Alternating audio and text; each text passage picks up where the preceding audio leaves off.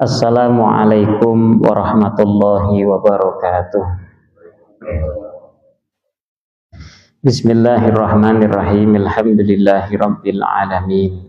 Wabihi nasta'inu ala umurid dunya waddin. Wassalatu wassalamu ala sayyidil mursalin wa ala alihi wa ashabihi ajma'in, amma ba'd. Allahumma la ilma lana illa ma 'allamtana innaka antal alimul hakim. Allahumma anfa'na bima 'allamtana wa 'allimna ma yanfa'una wa zidna ilma. Allahumma arinal haqqa haqqa warzuqna ittiba'ah wa arinal batila batila warzuqna ijtinabah waj'alna mimman yastami'unal qawla fayattabi'una ahsanah wa adkhilna birahmatika fi ibadika salihin, amin. Ayyuhal hadirun wal hadirat, Bapak Ibu rahimakumullah. Malam hari ini kita akan mengkaji tentang pemulasaraan jenazah atau mengurus jenazah. Nanti akan kita mulai dengan definisi jenazah, kemudian adab-adab ketika seseorang sakit, kemudian menghadapi sakaratul maut, dan adab setelah meninggal. Kita mulai dari definisi jenazah. Apa itu jenazah? Dalam bahasa Arab, jenazah itu artinya adalah mayit yang ada di dalam keranda. Ya, jenazah artinya mayit yang ada di dalam keranda. Sedangkan jinazah dibaca kasroh jimnya, jinazah itu artinya adalah kerandanya sendiri. Gitu ya. Maka dalam bahasa Arab kitabul janaiz jamak daripada jenazah itu artinya mayit yang ada di dalam keranda, yang dimaksud adalah mempersiapkan, mengurus, merumat ya Pak. Ya ngurus, ya, ngurus mayit. Mulai dari memandikan, mengkafani, mensolatkan, dan menguburkan. Sebelum kita ke sana, ada kesunahan bagi kita manusia muslim untuk senantiasa mengingat kematian dengan hati kita. Karena al-qayyis, orang yang cerdas, itu adalah orang yang senantiasa mengingat kematian, melakukan aktivitas di dunia ini semata-mata hanya persiapan menghadapi hidup di akhirat. Jadi kalau kita ke masjid, tujuannya apa sih? Ya jangan salah, tentu untuk tabungan kita nanti hidup di akhirat, untuk bekal kita nanti hidup di akhirat. Maka kita disunahkan untuk memperbanyak ingat kematian. Dan juga setelah kita ingat kematian, kita disunahkan untuk segera bersiap-siap menghadapi kematian itu. Dengan cara apa? Bertaubat. Ya, siap-siap menghadapi kematian kita dengan cara bertaubat. Setelah kita bertaubat, tentu kita nanti akan menjalankan seluruh perintah Allah dengan giat, menjauhi larangan-larangan Allah dengan penuh keimanan. Ini kalau kita masih sehat. Sedangkan orang yang dalam keadaan sakit itu malah sangat ditekankan, dianjurkan untuk mengingat kematian. Bukan berarti orang sakit dekat dengan kematian, tidak. Bukan berarti orang yang sepuh lebih dekat dengan kematian, juga tidak. Kematian itu tidak ada identiknya. Sepuh berarti identik dengan meninggal, enggak. Sakit identik dengan meninggal juga tidak. Maka ayo sebisa mungkin istiqomahkan diri kita untuk menghadapi kematian. Kalau kematian itu sudah menjemput kita, maka la yastakhiruna sa'atau wa la yastaqdimun, tidak akan pernah bisa ditunda walaupun hanya satu saat. Sedikit sebentar saja tidak akan bisa ditunda. Maka ayo senantiasa ingat kematian. Nah, apalagi ketika kita sedang maksiat, segera ingat kematian agar berhenti maksiat kita. Kalau kita sedang sakit, maka sangat dianjurkan mengingat kematian sehingga kita itu bisa kembali taat kepada Allah dalam sakitnya kita. Tidak banyak kita kemudian malah tidak menerima takdir Allah, itu enggak, ya. Kalau kita ingat kematian saat sakit, malah menjadikan diri kita itu lebih semangat di dalam melakukan ketaatan kepada Allah. Kemudian ada kesunahan saat kita sakit untuk nulis wasiat. Ya, nulis wasiat sebelum kita meninggal. Bahkan ada yang mengatakan dari sekarang. Kalau mau nulis wasiat jangan nunggu sakit, dari sekarang masih sehat kita tulis wasiat. Siapa tahu esok kita meninggal, ya. Dan senantiasa berhusnudzon kepada Allah Subhanahu wa taala.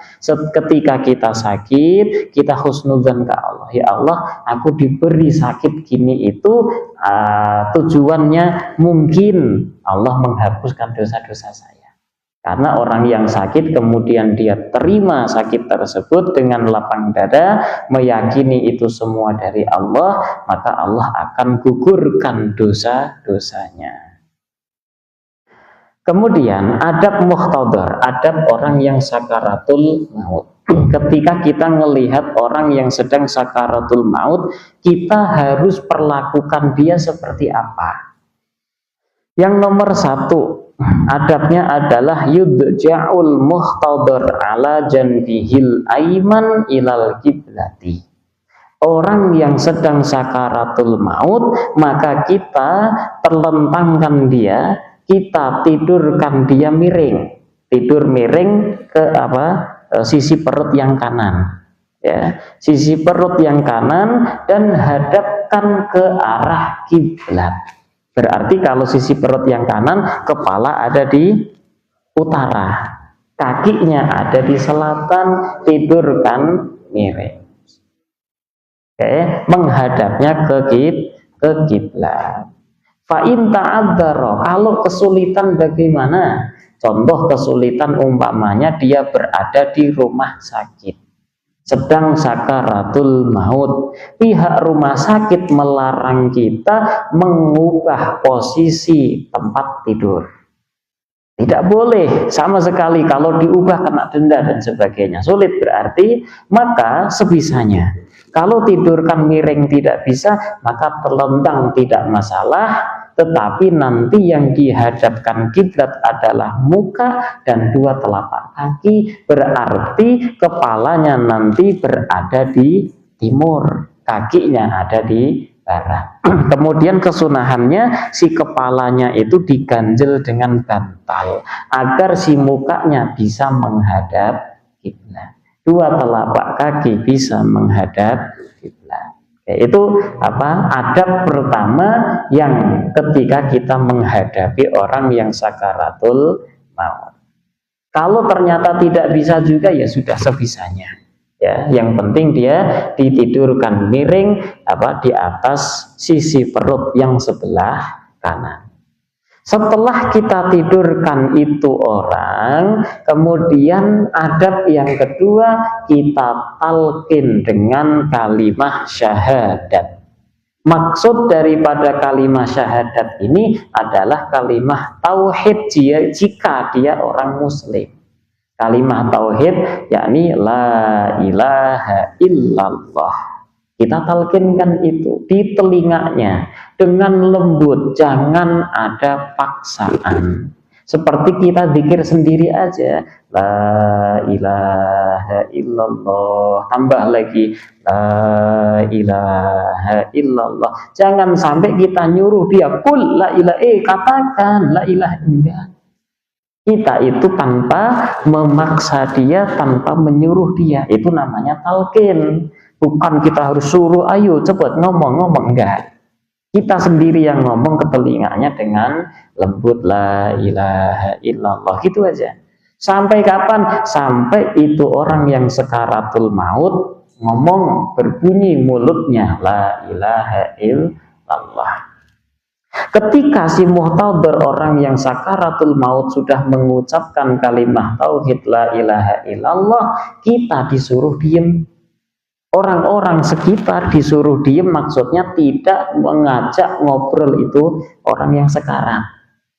Kecuali kalau orang sekarat dia ngomong lagi, mana anak saya, suruh kesini, suruh ngumpul semua, talkinkan lagi. Ya, talqin lagi kalimat tauhid la ilaha illallah. Udah bisa berucap la ilaha illallah, kita diem, jangan diajak ngobrol.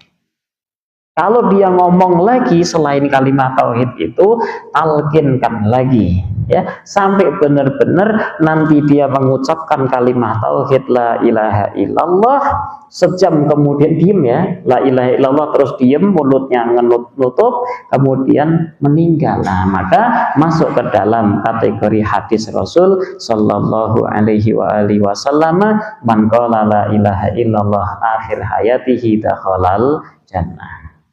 Barang siapa yang mengucapkan kalimah la ilaha illallah di akhir hayatnya, ya, akhir ucapannya berupa la ilaha illallah, maka dia masuk surga. Gitu ya. Caranya seperti itu.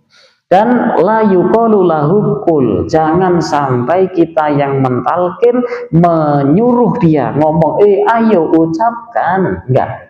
Ya, udah talkinkan saja terus sampai dia bisa mengucapkan kalimat tauhid.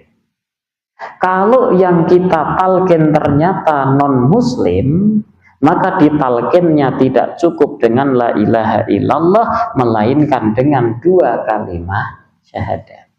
Sebagaimana yang dilakukan oleh Rasul sallallahu alaihi wasallam. Rasul itu punya satu teman, tetapi kalangan Yahudi, non Muslim, baik banget dengan orang pemuda ini. Di saat pemuda itu sakaratul maut, Rasul dikasih kabar, itu Rasul pemuda yang baik sama engkau Yahudi saat ini sakaratul maut. Rasul datang, ya, datang menghampiri Yahudi ini yang sakaratul maut.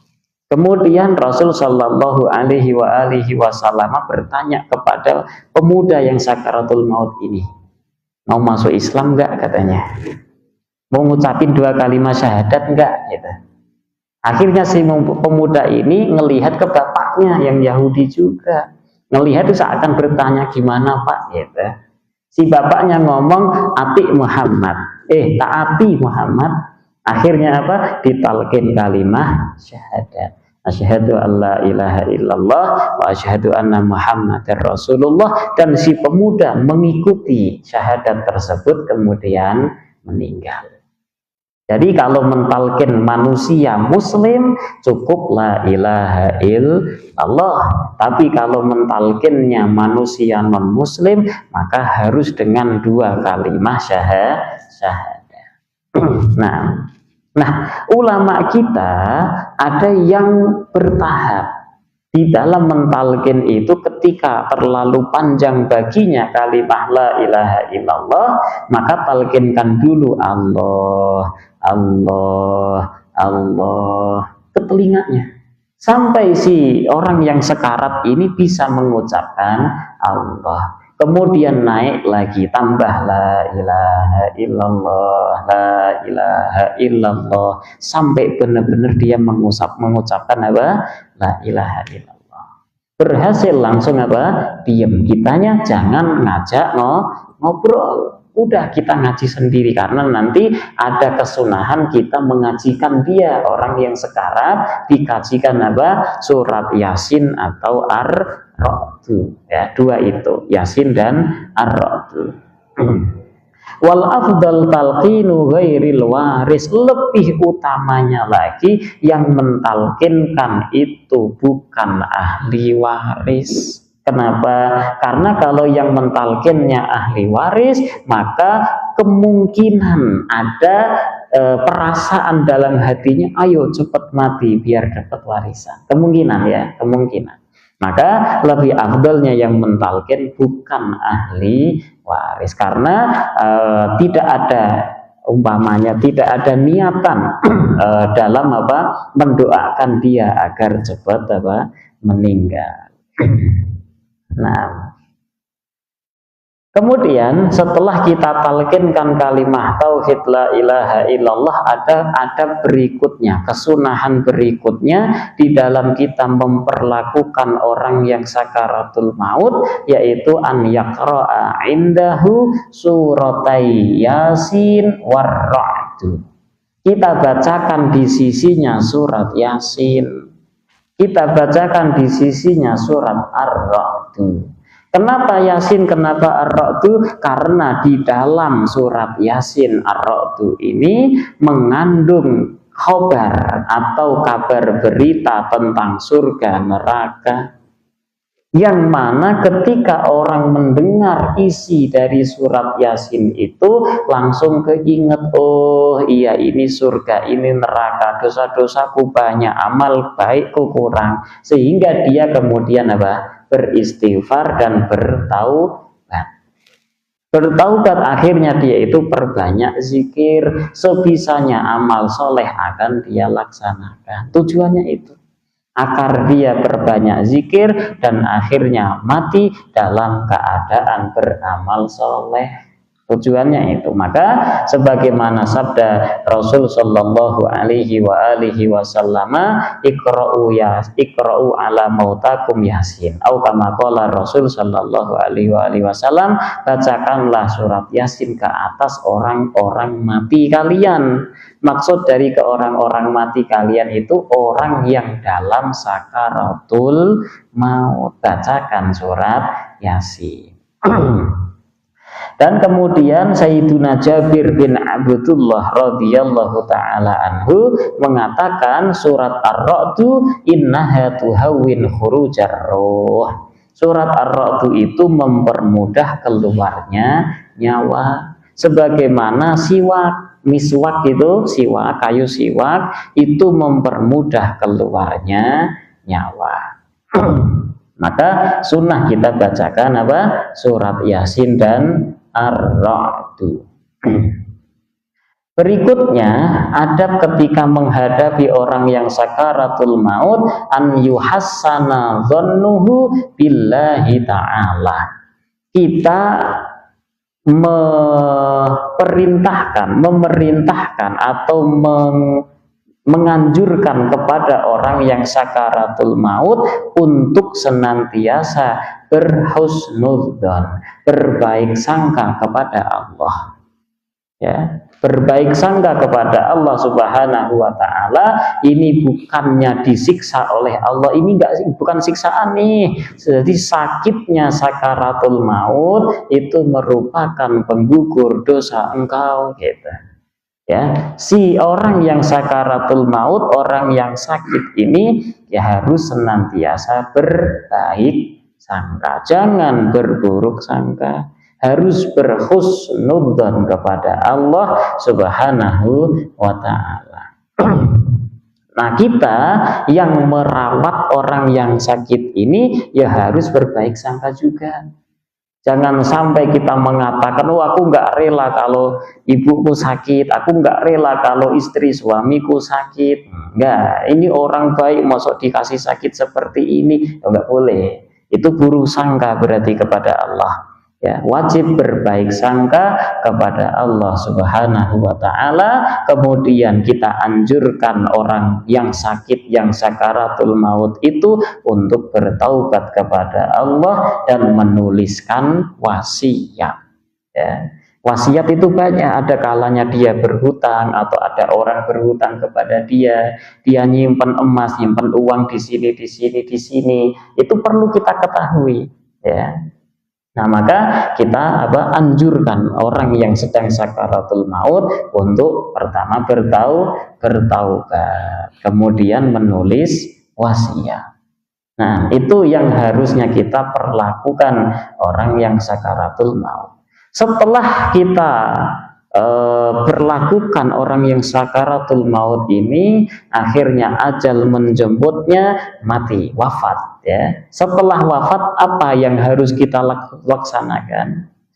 Hal-hal yang disunnahkan bagi kita memperlakukan orang yang baru saja meninggal adalah yang pertama, taghmidu ainaihi, kita pejamkan kedua matanya. Karena kebanyakan orang meninggal itu satu melek, satu merem, ada dua-duanya melek. Dan dalam sabda Rasul Shallallahu Alaihi Wasallam, pandangan mata saat orang itu dicabut nyawanya sesuai kemana nyawanya itu lari.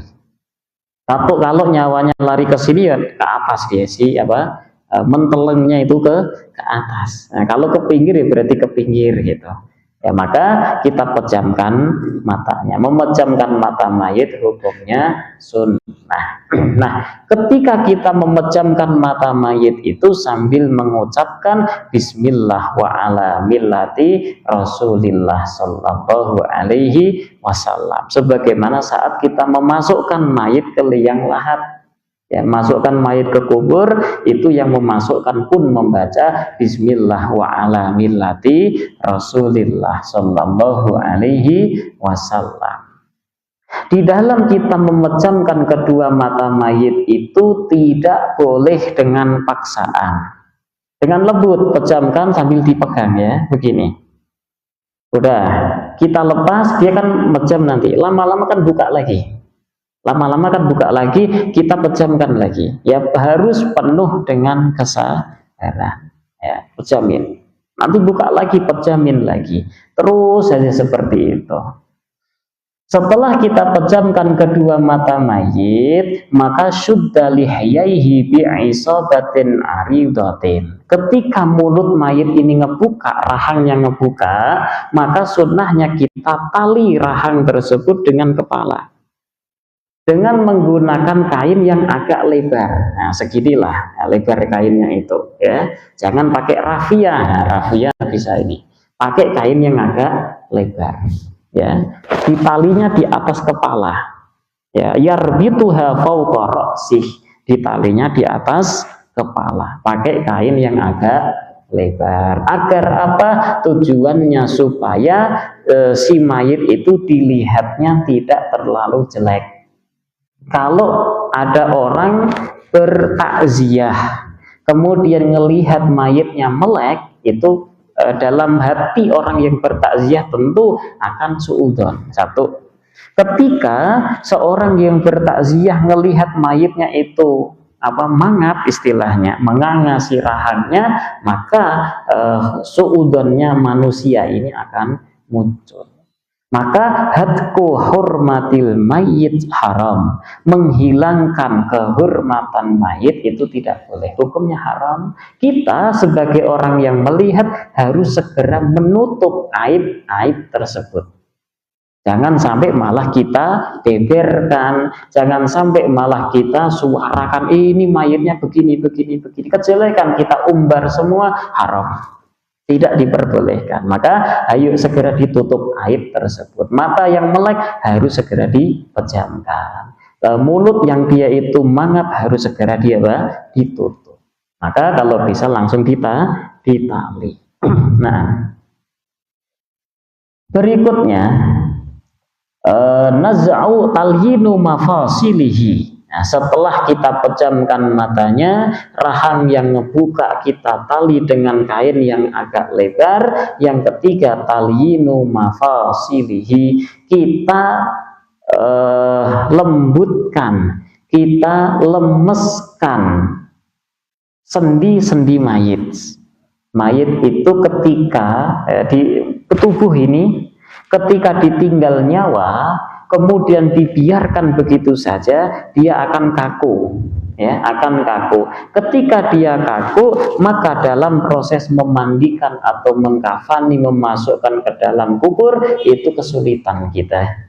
Nah, agar tidak kaku, bagaimana? Kita lemeskan sendi-sendi mayit itu dari tangan dulu, jari-jarinya dilemesin, ya, dilemesin, penuh kelembutan, ya. Kemudian sikunya itu ditekuk gini, ya. Kalau umpama perlu pakai minyak, ya. Yang penting dilemeskan. Kemudian kakinya juga dilemeskan. Ini mempermudah kita dalam proses memandikan, mengkafani, menguburkan jenazah. Talyinu mafasilihi, melemeskan mifsal atau sendi-sendi mayit. Walau biduhnin, walaupun kita butuh kepada minyak, udah kasih minyak untuk melemaskan sendi-sendi mayit. Nah, setelah kita lemeskan sendi-sendinya, maka ada kesunahan berikutnya, naz'u thiyabi mautih. Pakaian yang dikenakan saat ia wafat itu kita lepas semuanya. Kalau kita mau buka kancing satu persatu kesulitan, langsung dipotong aja pakai gunting supaya tidak kesulitan. Potong pakai gunting, kita copot, kita lepas seluruh pakaian yang dipakainya saat dia meninggal. Wasatruhu bi thawbin khafifin, dan kita ganti dengan selembar kain yang tipis. Maksud tipis itu bukan kain yang tebal seperti selimut hotel, enggak, keberatan. Pakai kain yang selembar kain tipis. Intinya itu mayit tertutup sekujur tubuhnya. Jangan diperlihatkan mukanya, jangan diperlihatkan kakinya atau yang lain, ditutup semuanya. Kalau sekarang kebanyakan di Indonesia ditutup pakai samping, ya, kain samping, tidak masalah.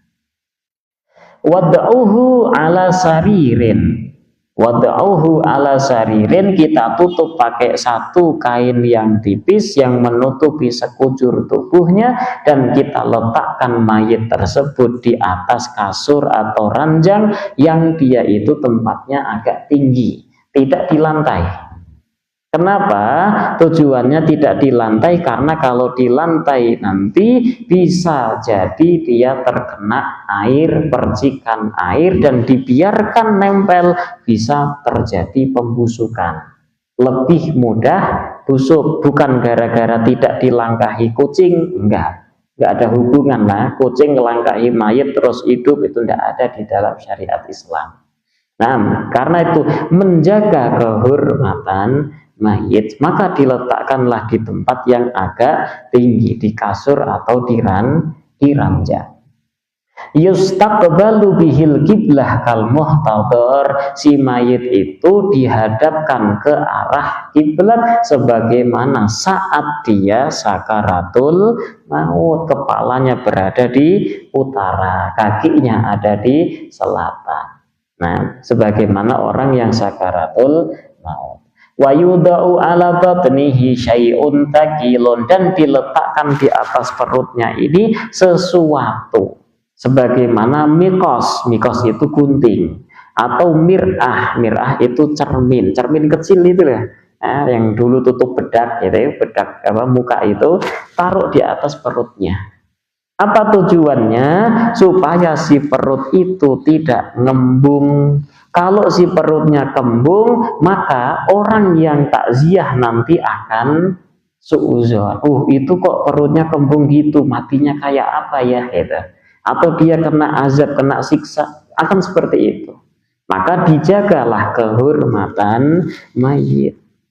Oke, si perutnya tadi dikasih apa? Sesuatu. Tapi jangan Al-Quran ya, jangan mushaf Al-Quran. Karena apa? Bisi memungkinkan si mushaf Al-Quran itu nanti terkena najis yang ada pada diri mayit. Maka diletakkanlah sesuatu seperti pulpen atau gunting atau cermin yang kecil-kecil itu, diletakkan di atas perutnya agar tidak kembung. Nah, khaufan min intifakhi batnihi, ya, karena kalau tidak diletakkan sesuatu di atas perutnya, khawatir nanti perutnya akan kembung dan itu menjadikan buruk, ya, sehingga ketika orang yang bertakziah melihatnya nanti suudzon. Nah, agar tidak suudzon, berburuk sangka, diletakkanlah gunting. Wadu'a ulil mayyiti, kemudian orang yang mengurus semuanya tadi dari awal sampai akhir, hendaknya dia memperbanyak doa kepada mayit. Bukan malah sambil mengurus jenazah dia sambil marah-marah. Sekarang terjadi, ya, ngurus jenazah sambil marah-marah, begini, mana kok gak datang-datang, itu hindari. Ya, perbanyak kita mendoakan mayit atau sambil berzikir, kan bagus. Ya, perbanyak doa kepada mayit. Wa yubadaru bi bara'ati zimmatihi, dan kemudian yang ke-9 adalah segera untuk menyelesaikan tanggungan-tanggungan mayit. Kalau kita sebelum mayit diberangkatkan ke masjid untuk disolatkan atau kita kuburkan, pasti ada pelepasan, ya. Di Indonesia itu ada pelepasan. Isi dari ceramah pelepasan itu adalah siapa yang punya tanggungan, yang punya hutang kepada si fulan, harap segera menghubungi sanak keluarganya, ahli warisnya, dan sebagainya, ya. Nah, maka sebisa mungkin ayo kita bereskan semua hutang-hutang mayat, dicari siapa yang utang, siapa yang ngutangi, untuk diselesaikan. Nah, kemudian ketika si mayit itu memiliki satu wasiat, maka kita hendaknya laksanakan apa yang menjadi wasiatnya. Nah, setelah itu barulah nanti kita segera mengurus, mulai dari memandikan, mengkafani, mensolatkan, dan menguburkan. Nah, itu kesunahan-kesunahan yang hendaknya kita laksanakan ketika ada orang yang meninggal. Berikutnya, hukum mengurus jenazah. Hukum mengurus jenazah itu adalah fardu kifayah. Satu kefarduan yang umpama dilaksanakan oleh satu orang muslim saja, maka gugurlah bagi yang lain. Ketika si mayit sudah ada yang mensolatkan, kita nggak ikut pun tidak masalah. Ketika si mayit sudah ada yang mengkafani, kita nggak ikut pun tidak apa-apa. Nah, namanya hukum fardu kifayah. Nah, fardu kifayah ini kewajibannya adalah bagi seseorang yang mengetahui kematian seseorang. Ada orang meninggal di mana, di daerah Puncelut. Saya tinggal di Jatihandap, saya tidak tahu apa-apa, maka saya tidak terkena hukum fardu kifayah. Yang terkena hukum fardu kifayah, yang terbebani hukum fardu kifayah, hanya orang-orang yang tahu kalau si fulan meninggal. Ya, kalau di Puncelut ada orang yang meninggal, satu desa tahu semuanya, tetapi tidak satu pun ada yang mengurus, maka semuanya berdosa. Itu hukum fardu kifayah. Babitul mayyit alladhi yajibu tajhizuhu kullu muslim ghairi syahidi wa ghairi siqati.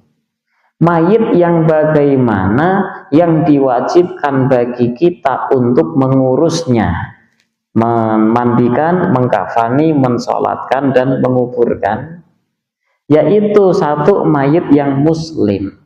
Berarti ketika mayitnya non muslim, kita tidak wajib melakukan empat-empatnya.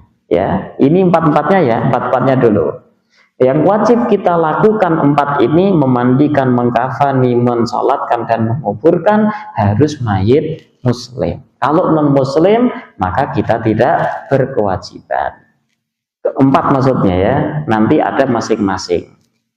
Kemudian mayit muslim yang dia itu tidak mati syahid. Tidak mati syahid. Kalau si mayit muslim ini mati syahid dunia akhirat atau dunia saja, maka kita tidak berkewajiban 4. Yang wajibnya itu cuma berapa? 3. Berarti mengkafani, 2, mengkafani dan menguburkan. Orang yang muslim meninggalnya mati syahid dunia akhirat, wajibnya cuma 2. Kita tidak boleh memandikan, tidak boleh mensolatkan. Dan bukan berupa bayi yang keguguran. Ya, kalau berupa janin bayi yang keguguran, itu nanti tidak ada kewajiban. Nanti insya Allah ada perinciannya. Nah, hukum tajhizi syahidi. Kalau ada orang muslim yang mati syahid, apa yang wajib bagi kita? Apa itu mati syahid? Syahid ada 3, Bapak Ibu. Ada syahid dunia akhirat, ada syahid dunia saja, dan ada syahid akhirat saja. Syahid dunia akhirat itu adalah manusia muslim yang meninggal di medan pertempuran melawan kafir musyrik. Orang kafir itu ada 4, ya. 1 kafir harbi, orang kafir yang setiap ketemu orang muslim akan membunuh, menghilangkan nyawa, ya. Namanya kafir harbi. Yang kedua kafir mustakman. Kafir mustakman adalah orang kafir yang dia asalnya harbi, tetapi dia meminta perlindungan kepada kaum muslimin agar tidak diapa-apakan. Kalau di Indonesia saat ini mah kemungkinan gambarannya seperti bayar visa. Masuk Indonesia bayar visa, maka dia dijamin aman di Indonesia, gitu. Namanya mustakman. Dan ada kafir mu'ahad, orang kafir harbi yang memiliki perjanjian dengan orang muslim untuk tidak saling berperang. Ini namanya mu'ahad. Dan yang keempat kafir zimmi, orang kafir yang tidak ada permusuhan dengan manusia muslim, malah mereka bermuasyarah dengan manusia muslim. Kita punya tetangga orang Kristen, baik enggak dengan kita? Baik. Membunuh kita? Tidak. Maka dia zimmi namanya. Orang kafir yang boleh kita bunuh, boleh kita sakiti, boleh kita rampok hanya 1, yaitu kafir harbi saja. Oke. Nah, sedangkan 3 mustakman, mu'ahad, dan kafir zimmi tidak boleh kita sakiti. Walaupun dengan omongan kita gibahi dia, hukumnya haram. Ya, kita sakiti, kita timpuk dia dengan batu, hukumnya juga haram. Kita rampok, kita curi hartanya, hukumnya haram, tidak diperbolehkan. Nah, kembali lagi ke mati syahid. Orang yang mati syahid dunia akhirat atau dunia akhirat adalah orang muslim yang berperang melawan kafir harbi. Harus kafir harbi. Kalau berperangnya bukan kafir harbi, melawan manusia muslim lainnya, maka bukan syahid dunia akhirat. Oke. Melawan kafir harbi dan meninggal di medan pertempuran. Meninggalnya di sana. Kalau terluka, kemudian dibawa ke rumah sakit dan meninggal di rumah sakit, bukan syahid dunia akhirat. Ya. Oke, meninggalnya di medan pertempuran dan dengan sebab peperangan. Meninggalnya sebab peperangan. Berarti kalau melihat musuh kaget jantungan mati, maka dia bukan syahid dunia akhirat. Kemudian tujuannya adalah ikhla kalimatillah. Dia berperang melawan kafir harbi itu tujuan satu-satunya adalah membela agama Allah, menegakkan agama Allah. Tujuannya itu. Maka dia nanti ketika meninggal disebutnya syahid dunia akhirat. Kalau tujuannya supaya masyhur, oh ini loh panglima perang, gitu, tujuannya itu saja, atau tujuannya untuk mencari ghanimah umpamanya, maka dia ketika meninggal di medan pertempuran namanya syahid dunia saja. Ya. Orang yang meninggal syahid dunia akhirat dan syahid dunia saja, dia tidak boleh dimandikan, dia tidak boleh disolatkan, hukumnya haram. Ya, terus gimana? Cukup dikafani pakai baju yang ia kenakan, kalau kurang ditambah kain agar menutup sekujur tubuhnya, kemudian kita kuburkan. Ya, itu yang syahid dunia akhirat dan syahid dunia saja. Sedangkan yang ketiga, syahid akhirat saja, ini banyak sekali.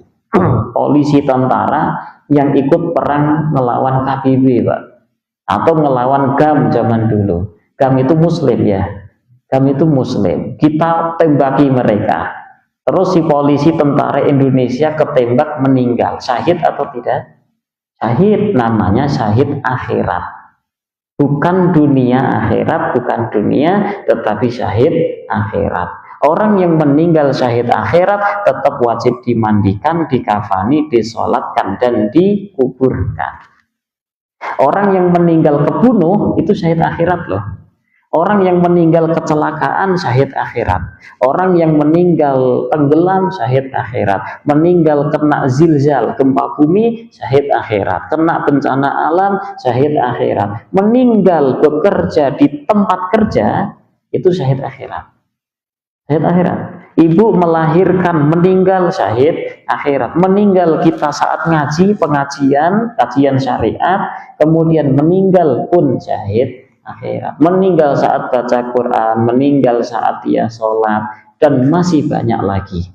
Ya, meninggal di tempat kerja sudah, masih banyak lagi. Maka itu semuanya adalah syahid akhirat. Makanya jangan sampai kita suuzon kepada mayit. Oh, itu ada orang naik motornya kencang-kencang, akhirnya tabrakan, mati. Terus kita suudzon ke dia, maka tidak boleh, hukumnya haram. Siapa tahu dia itu kecelakaan, kemudian berdosa umpamanya, terus ngerasain rasa sakit, kemudian dia bertaubat. Setelah bertaubat, pengen amal soleh, mati gitu. Kan siapa tahu. Makanya suudzon kepada mayit hukumnya haram. Orang yang sakit bertahun-tahun, atau dikasih koma nggak sembuh-sembuh, yang sakaratul maut lama sekali, itu kita nggak boleh suudzon.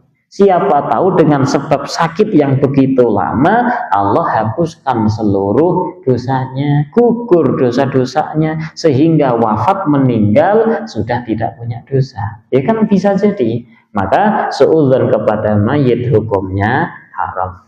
Tidak diperbolehkan suudzon kepada mayit. Nah, itu tentang orang yang mati syahid. Orang yang mati syahid dunia akhirat tidak boleh dimandikan, tidak boleh disolatkan. Nah, wasababu adami huslih. Kenapa orang yang mati syahid dunia akhirat atau syahid dunia kok nggak boleh dimandikan? Apa sebabnya? Li'ibqai atari syahadah alaih, supaya bekas-bekas dia mati syahid ada. Itu sebagai saksi, sebagai bukti nanti di akhirat bahwa ini orang matinya mati syahid. Maka tidak boleh dimandikan. Karena kalau kita mandikan, dia akan hilang darah yang dijadikan saksi itu. Ya. Sedangkan darah yang mengalir saat dia mati syahid itu karaihatil miski yaumal qiyamah, nanti di hari kiamat baunya sebagaimana bau misik yang wangi, maka tidak boleh dimandikan. Terus kenapa tidak disolatkan? Li'annahu maghfurun lah, karena orang tersebut itu jelas sudah diampuni oleh Allah. Dan kaidah besarnya apa? Orang yang mayit nih muslim yang tidak dimandikan, maka dia tidak boleh disolatkan. Mayit yang tidak dimandikan, tidak ditayamumi, dia tidak boleh disolatkan.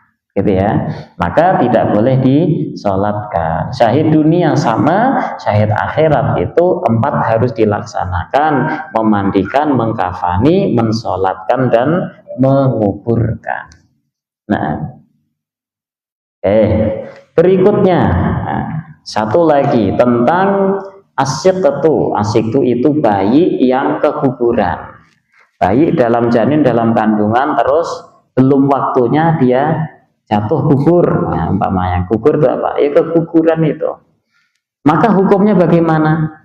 Ada 3. Si bayi itu lahirnya sudah nampak gelagat hidup atau belum.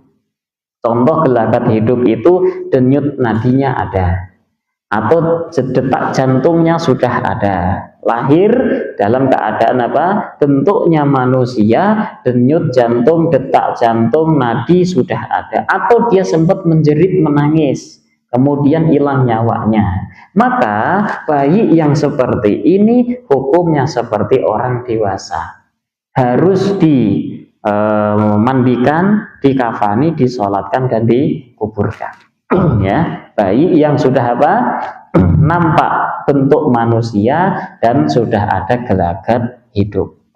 Yang kedua, ketika si bayinya itu belum nampak bentuk manusia, bentuknya masih daging bulat gitu umpamanya ya, belum nampak tangan, belum nampak muka, belum nampak kaki, maka bagaimana? Lihat umurnya, lebih dari 4 bulan atau kurang dari 4 bulan. Kalau si bayi tersebut lebih dari 4 bulan, maka kewajiban kita adalah menguburkan, mengkafani, menguburkan. Mengkafani, kita kafani, kita bungkus kain, kemudian kita kuburkan.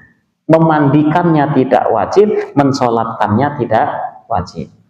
Kalau kita mandikan boleh tidak? Boleh. Kita solatkan tidak boleh. Karena apa? Dia tidak hidup sama sekali. Oke. Ini sama seperti bayi yang dia lahir bentuknya bentuk manusia, tetapi nggak nampak gelagat hidup. Lahir itu sudah nggak ada detak jantung, denyut nadi pun nggak ada, tidak juga bersuara. Maka dia nanti bagaimana? Dia itu boleh kita mandikan, boleh boleh kita mandikan, dan wajib kita kafani, kita kuburkan, tidak disolatkan. Ya. Nah sekarang kalau dia bentuknya daging manusia, daging tapi tidak berbentuk manusia, dan kurang dari 4 bulan usianya, maka kewajiban kita cuma 1, yaitu menguburkan saja.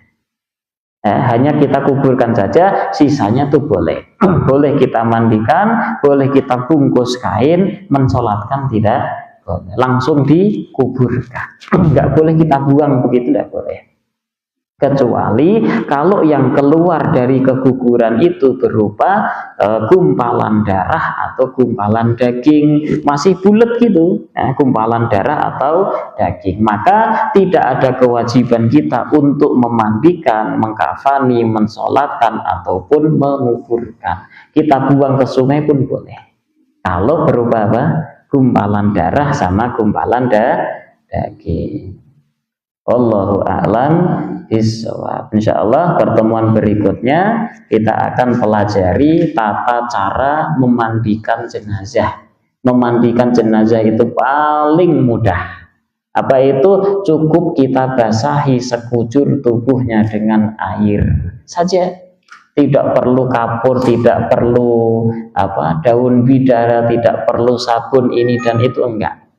Ya, itu minimal. Nanti ada minimal memandikan, ada sempurnanya kita memandikan. Minimal memandikan adalah membasahi sekujur tubuh mayit dengan air. Minimal mengkafani adalah membungkus mayit dengan kain. Minimal menguburkan adalah menutup si mayit itu dengan tanah sehingga bau busuk tidak keluar kecium oleh orang hidup dan binatang buas tidak bisa menggalinya untuk memakan. Nah, jadi ngurus mayit itu sebenarnya mudah. Nah, cuma kita yang kadang masih tidak berani itu untuk megang mayat, nggak berani. Itu yang harus kita latih. Kemudian yang perlu kami sampaikan, ngurus jenazah itu sebenarnya hak kita ahli waris. Kalau kita punya ibu, bapak, nenek, kakek meninggal, yang harus ngurus itu harusnya kita sebagai ahli warisnya. Bukan orang lain, bukan Pak Lebe dan yang lain, enggak. Bukan Pak Ustadz juga tidak. Ya, karena yang punya privasi itu kita. Makanya disampaikan oleh para ulama, orang yang paling berhak memandikan adalah mahramnya. Orang yang paling berhak mensolatkan adalah mahramnya. Orang yang paling berhak memasukkan jenazah ke liang kubur adalah mahramnya. Makanya kita, setiap diri manusia harus mengetahui ilmu tata cara pengurusan jenazah. Wallahu a'lam bishawab. Silakan, ada pertanyaan.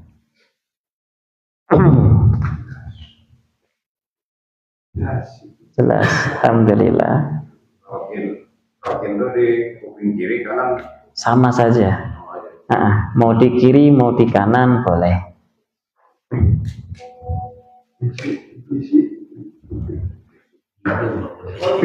Mau nanya, ketika dikuburkan ada yang banyak yang adanya.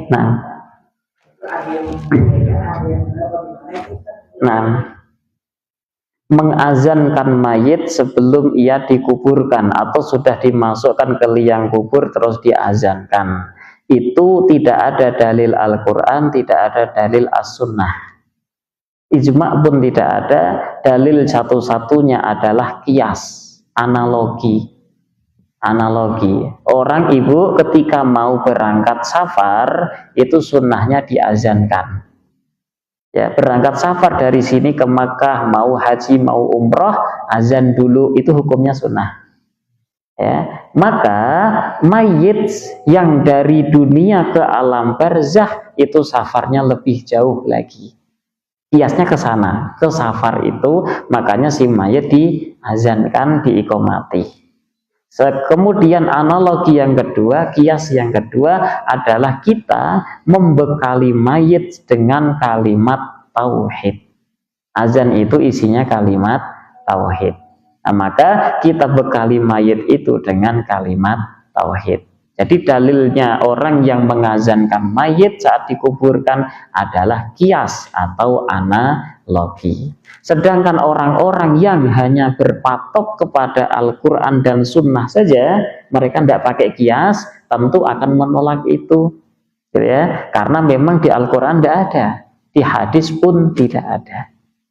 Nah, dengan kias ya. Sama seperti kita melafatkan niat sebelum sholat, Bu. Itu dalilnya bukan Al-Quran, bukan As-Sunnah, bukan ijma, tapi kias. Kiasnya kemana? Ke Rasul ketika melafatkan niat saat ihram haji umrah. Nah, maka ihram haji umrah ini adalah ibadah, maka sholat pun ibadah, wudhu pun ibadah, maka sunnahnya dilafatkan. Dalilnya mereka adalah kias.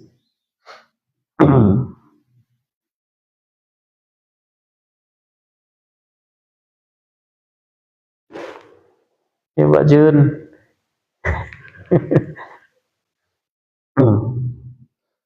Cukup ini? Cukup, alhamdulillah. Ayo kita akhiri dengan baca kafarah majelis. Subhanakallahumma wa bihamdika asyhadu an la ilaha illa anta nastaghfiruka natubu ilaik. Sallallahu ala sayyidina Muhammad wa ala alihi wa sahbihi wa baraka wa sallam. Alhamdulillahi rabbil alamin. Wassalamualaikum warahmatullahi wabarakatuh.